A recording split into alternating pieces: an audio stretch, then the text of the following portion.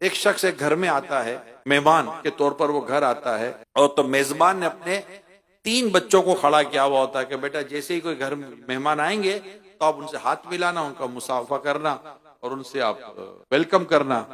تینوں بچوں کو اس نے لائن میں کھڑا کر دیا، تینوں بچوں کی تربیت ہو گئی۔ اب ایک صاحب آتے ہیں، اب وہ بچے ہاتھ ملانے کے جیسے آگے بڑھتا ہے تو آدمی نکل جاتا ہے، جیتے رہو جیتے رہو جیتے رہو، وہ ایسے ہی چلا گیا۔ وہ پھر جو والد صاحب تو ہاتھ ملا اندر بیٹھ گیا۔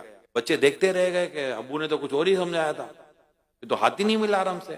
اس کے بعد ایک اور مہمان آتا ہے، وہ ہاتھ ملاتا ہے، ٹھیک ہے بیٹا چلو، وہ چلا جاتا ہے، بچے اس کو بھی دیکھتے رہ گئے۔ تیسرا مہمان آتا ہے، جیسے اندر آتا ہے، ارے واہ ماشاء اللہ، شہزادے کھڑے ہیں، کیا حال ہے بیٹا ٹھیک ہو؟ ماشاء اللہ، کیا نام ہے آپ کا؟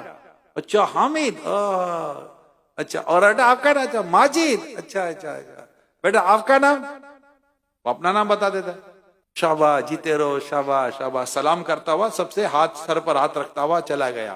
میں آپ سے پوچھتا ہوں، ان تینوں بچوں کو سب سے زیادہ کون مہمان یاد رہے گا؟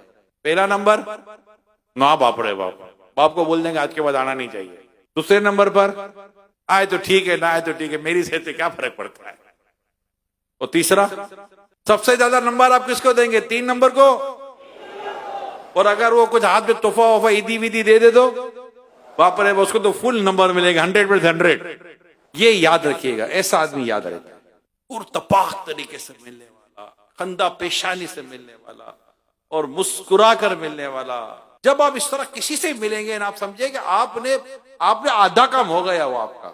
اللہ پاک کے پیارے اور پیارے پیارے آخری نبی صلی اللہ علیہ وسلم فرمائے، جب 2 مسلمان ملاقات کرتے ہوئے مصافحہ کرتے ہیں اور ایک دوسرے سے خیریت دریافت کرتے ہیں تو اللہ پاک ان کے درمیان 100 رحمتیں نازل فرماتا ہے، جن میں سے 99 رحمتیں زیادہ پرتپاک طریقے سے ملنے والے اور اچھے طریقے سے اپنے بھائی سے خیریت دریافت کرنے والے کے لیے ہوتی ہیں۔